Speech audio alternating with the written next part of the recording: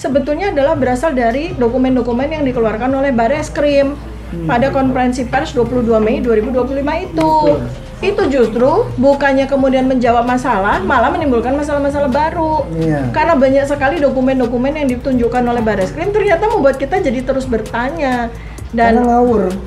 Iya, dan ya seperti misalnya yang sedang dilihat oleh Pak Rismon ya, satu tuh KKN, ya kan? Kemudian yang kedua adalah koran kedaulatan rakyat, gitu kan? Itu kan materi utama yang beliau. Kemudian yang ketiga adalah konfirmasi dari Pak Insinyur Kasmujo, itu kan tiga itu yang kita dapat ya, at least ya. Satu, Pak Kasmujonya nggak menerima Bang Rismon ya, itu. ketakutan, kelihatan sekali kan behavior beliau itu. Behavior beliau itu kan ketakutan sekali nggak mau, apalagi mendengar Rismon Sianipar Pak, gitu kan. Wah, ini orangnya lagi mempermasalahkan saya, ya takutlah beliau.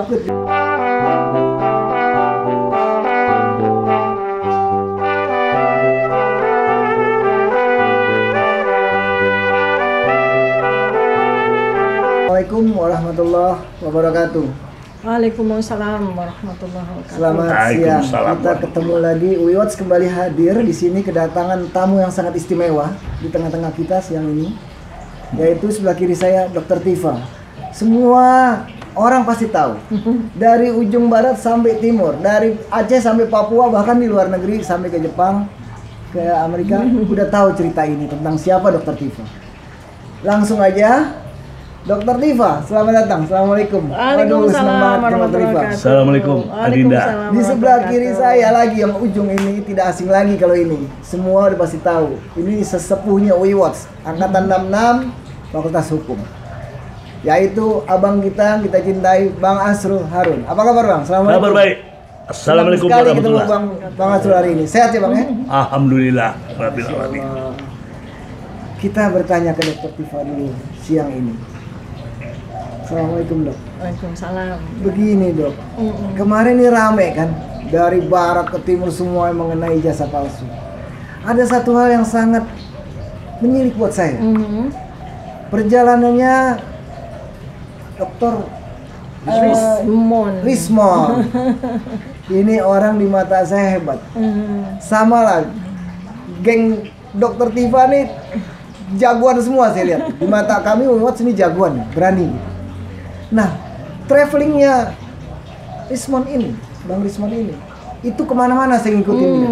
Bahkan yang sangat ramai nih baru-baru ini dia posting dia ketemu dengan Kasmujo. Iya.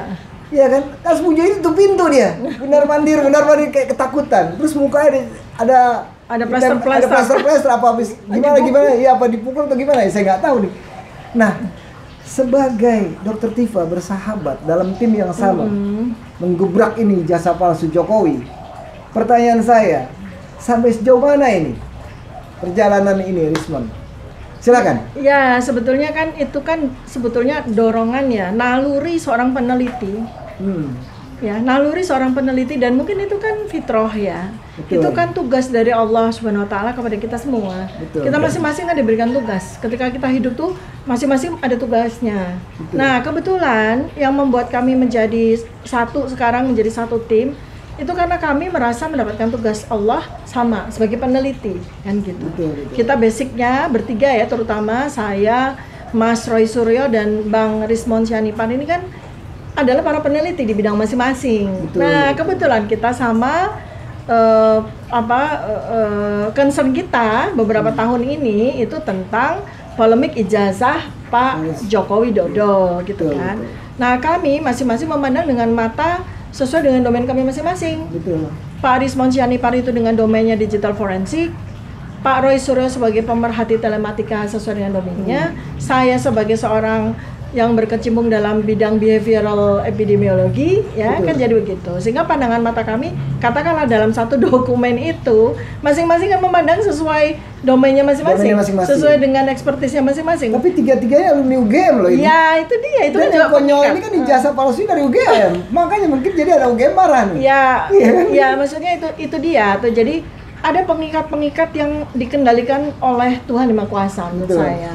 Kami sama-sama peneliti, kami sama-sama alumnus dari UGM, dan kemudian ini adalah sebuah masalah yang sangat besar bagi alma mater yang kami cintai dan kami banggakan. Betul. Karena intinya kan sebenarnya kami tuh nggak ingin UGM itu namanya jadi cemar gara-gara digunakan oleh sekelompok orang untuk meraih jabatan, meraih ya seperti yang kita tahu ini yang mengusik kami.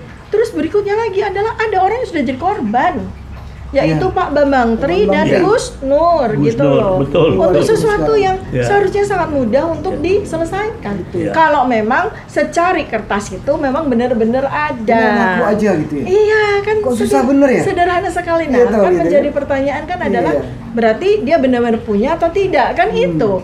Kalau itu yang ditanyakan oleh pengadilan pada saat Pak Bambang Tri diadili, kemudian pada saat Gus Nur juga diadili, kok tidak muncul-muncul juga gitu kan.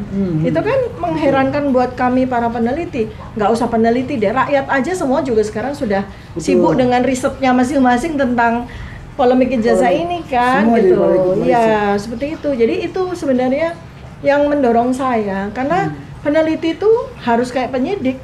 Selama masalah itu belum ada solusinya, selama sebuah pertanyaan itu jawabannya belum confirm, belum sampai kepada conclusion, ibarat kata penelitian berjalan tapi conclusionnya kita belum bisa ambil, kita kan jalan terus Betul. mencari semua evidence yang bisa kita ambil, termasuk perjalanannya Bang Rismon Sihanipar ini kan dia menambah evidence yang dia miliki.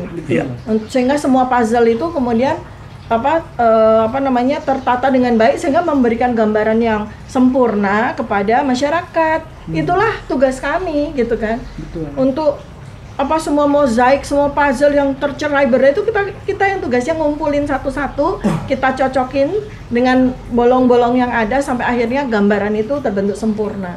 Kita semua jadi tahu apa sesungguhnya yang terjadi dengan soal ijazah ini. Itu ya. Nah, tapi saya juga mau menambahkan sebenarnya apa yang dilakukan oleh Adinda Rismon Sihanipar ini ya. Jadi beliau ternyata memang Ada lifting ya? Hah? Ada lifting. Ada lifting ya. Jadi beliau kan melakukan sesuatu yang sebenarnya sudah saya rencanakan juga. Nanti saya akan ikut napak tilas apa yang sudah beliau temukan. Jadi memang yang napak tilas ya? Iya, itu kan sebetulnya berasal dari dokumen-dokumen yang dikeluarkan oleh Bareskrim pada konferensi pers 22 Mei 2025 itu. Itu justru bukannya kemudian menjawab masalah, malah menimbulkan masalah-masalah baru. Iya. Karena banyak sekali dokumen-dokumen yang ditunjukkan oleh Bareskrim ternyata membuat kita jadi terus bertanya. Karena ngawur. Iya, dan ya seperti misalnya yang sedang dilihat oleh Pak Rismon ya, satu tuh KKN, ya kan? Kemudian yang kedua adalah Koran Kedaulatan Rakyat, gitu kan? Itu kan materi utama yang beliau. Kemudian yang ketiga adalah konfirmasi dari Pak Insinyur Kasmujo. Itu kan tiga itu yang kita dapat ya, at least ya. Satu. Pak Kasmujonya nggak mau nerima. Ya ketakutan, kelihatan sekali kan behavior beliau itu. Behavior beliau itu kan ketakutan ketakutan sekali, nggak mau. Apalagi mendengar Rismon Sihanipar Pak, gitu kan. Wah, ini orangnya lagi mempermasalahkan saya, ya takutlah beliau. Seandainya Pak Rismon bilang, Pak saya Tony misalnya gitu, mungkin silakan. Orang Jogja kan mana mau menolak tamu kan, atau saya Agus Pak, gitu ya. Dia bilang, saya Rismon Sihanipar. Dia takut. Dia mau tutup pintu langsung. Tapi anyhow ya Pak, namanya itu sebuah nurani kejujuran ya. Beliau itu mungkin selama berbulan-bulan ini batinnya itu terusik gitu. Jadi dalam kesempitan waktu yang hanya beberapa menit ya, beliau tetap menyampaikan kebenaran loh. Betul. Ya, di pintu yang cuma sempit begitu beliau nyatakan kebenaran. Dua hal yang sangat konfirmasi. Satu, bahwa beliau dengan mulutnya sendiri mengatakan saya bukan pembimbing skripsi. Ya. Bukan pembimbing skripsi. Bukan, dia udah ngeluarin statement ya, itu. karena yang membimbing skripsi itu yang usianya sudah 50 tahun ke atas. Ya. Pada waktu tahun 85 itu beliau usia baru 36 tahun. 35-36 tahun. Nah, kedua, saya juga bukan pembimbing akademik. Karena saya itu masih golongan 3B. Jadi tidak bisa menjadi pembimbing akademik. Confirm kan? Nah, artinya kan kita juga jadi tahu siapa sih yang bohong di sini. Nggak mungkin Pak Kasmujo. Pak Kasmojo hanya menjadi korban. Korban, jadi ketakutan. Korban, ya. Oke, luar biasa. Terus lanjut ya. Oke. Lanjut yang itu, KR. Karena ini kan juga ternyata digoreng lagi, Pak. Menurut Pak Rismon, temuan Pak Rismon. Nah, ini saya juga penasaran sekali. Jadi begitu beliau masuk ke perpustakaan daerah, kan di situ sudah ada tumpukan koran Kedaulatan Rakyat. Ya, Kedaulatan Rakyat. Ya, ada tahun 85, 92, 91, 81, 79. Ini dibongkar Ibu Tifa. Tapi yang angkatan 80 nggak ada. Iya, nggak ada, betul. Terus kata petugas perpustakaannya, yang angkatan 80 sudah kami digitalisasi, Pak.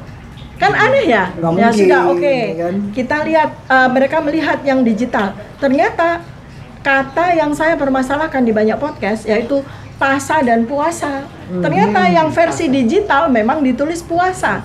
Artinya apa? Kita bisa ambil tadi kesimpulan bahwa dokumen yang dipampangkan oleh Bareskrim itu mengambil yang versi digital. Iya. Padahal nggak ada cerita koran Kedaulatan Rakyat dari sejak 80 tahun yang lalu terbitan pertama sampai sekarang 2025 itu menulis puasa, karena puasa itu kata bahasa Indonesia untuk menyebut Ramadan. Kalau Jogja itu menyebutnya pasa atau bahasa Jawa itu poso. Poso, iya. Jadi nggak mungkin kan di tahun 80 tiba-tiba aja menulis puasa. KR bikin plat bikin plat untuk mencetak satu-satunya pakai puasa, kan nggak mungkin. Terus oleh Pak Rismon ditanya, loh kok ini cuma digital tahun 80?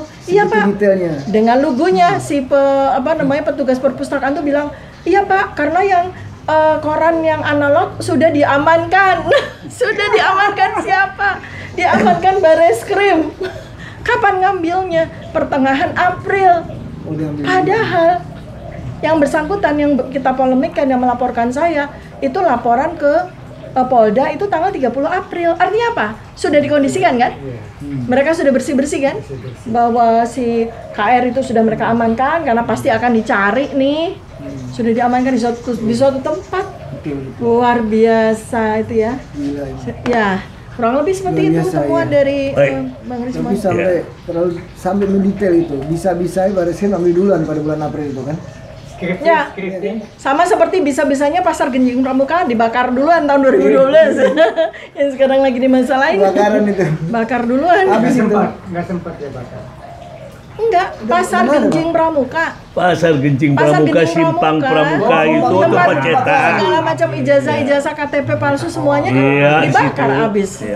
Di tahun 2000. Terus sudah nggak berkembang lagi sekarang. Udah cuma jadi seng-seng aja, itulah. Pagar seng aja tutup.